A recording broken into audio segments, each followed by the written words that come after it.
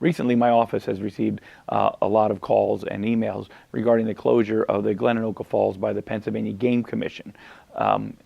They've cited safety concerns as the trail, they said, had been overused and washed out in several areas due to the enormous amount of rain we've had recently.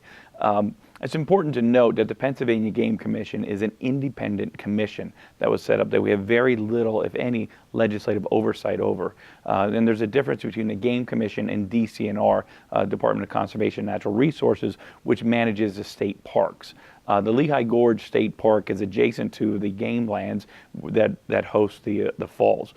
So with the closure of the trail and a lot of concerns that we've got, people continue to want to hike that falls. One of the initiatives that we're working on right now is to try to put together a land transfer between the Pennsylvania Game Commission and DCNR to try to get the falls under the umbrella of the Pennsylvania Park Service. It's going to require legislative action, and there's several things that we have, the process that we have to follow, because the Game Commission does receive federal dollars or federal guidelines. We are currently working on that legislation. We've also contacted several of the local stakeholders and talked to them about the possibility of setting up a trail tending group that could, in time that it takes to do this transfer, that would kind of adopt the trail similar to the Appalachian Trail Conservancy or the DNL trail, which is the Delaware-Lehigh National Corridor, which has the Rails to Trails project. So we've been talking with a lot of folks in that regard and trying to set up a trail tending group. It is one of the initiatives that we'll be working on. I know that there's been a lot of talk on chatter on Facebook blaming local elected officials on this closure.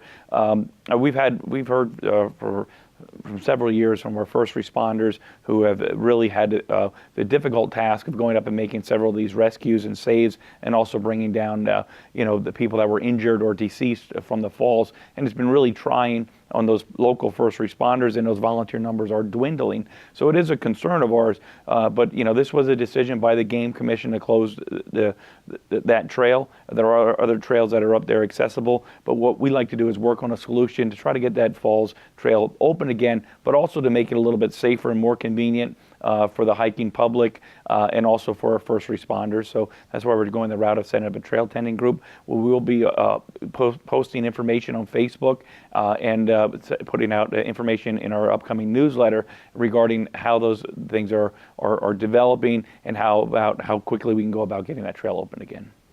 The first meeting that we're going to hold is a group of folks that have experience in setting up that type of working group to tend to a trail. We have a lot of folks in our area that are hiking enthusiasts. We have a lot of ski patrollers that in the summertime, when they're not patrolling the mountains in the winter, are out hiking and biking. So we want to get those folks involved in it and try to take some of that burden off of our first responders, while at the same time having a group that's really committed and dedicated to preserving this trail, to really come forward and use that energy in a constructive manner to maintain that trail so the hiking public can safely enjoy the outdoors and enjoy the falls.